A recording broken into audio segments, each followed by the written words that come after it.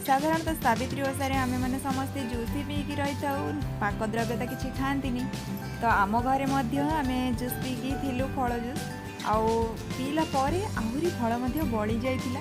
बो कहले एराक नष्ट हम सब कटा होगी अच्छी तो गोटे जूस बनई आम पीवा।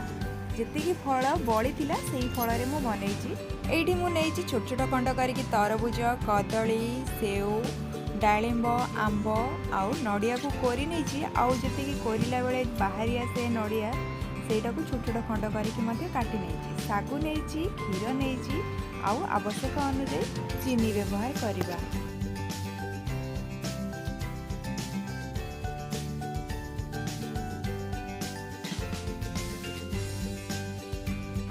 जेतिकी फल काटी थरक हेनी से दुई थर करवा। अल्प अल्प फल सबुथिरु मिसेकी देदबा। खाली खाली पीवा को भल लगे बुझीपार्छन तो टिके ठंडा ठंडा लगे बहुत भल लगे। आपण मैंने ये ठंडा पानी व्यवहार करिपारंती। मु एठी यूज करिछि किछि बरफ खंड आउ अल्प पानी। आपण मैंने एमिति निश्चित भाव में बनातु खातु केमती लगिला निश्चित भाव में कमेंट बॉक्स रे मतामत मते जणातु। देखंतु प्रथमे मु बनै नेछि आउ जेतिकी अछि आउ थरे मध्य बनै नबा। ग्राइंडर जार रे अल्प टिके पानी देकी आमे धोई नबा।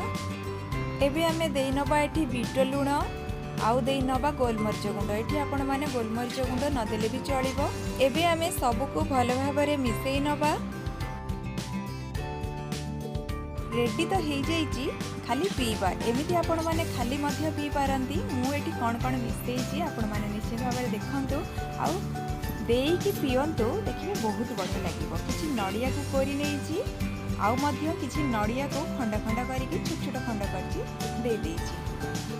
आउ किसी नहीं चेरी घरे जदि बनविटा अच्छी टिके देने बहुत भल लगे। मुझे अल्प टिके बनविटा नहीं देखो केते सुंदर देखा जाउची पीवा को बहुत ही सुंदर लगे। एमती बनातु खातु केमती लगिला निश्चित भाव में मतामत जणातु। जदि मो चैनल रे नुआ अछंती सब्सक्राइब करनियंतु। पाखे थिया बेल आइकन को क्लिक करी ऑल ले क्लिक करिया को जमार भी भूलंतु नहीं। पुणी आसीबी नूतन रेसिपी नहीं आज पई रहउची। बाय जय जगन्नाथ टाटा।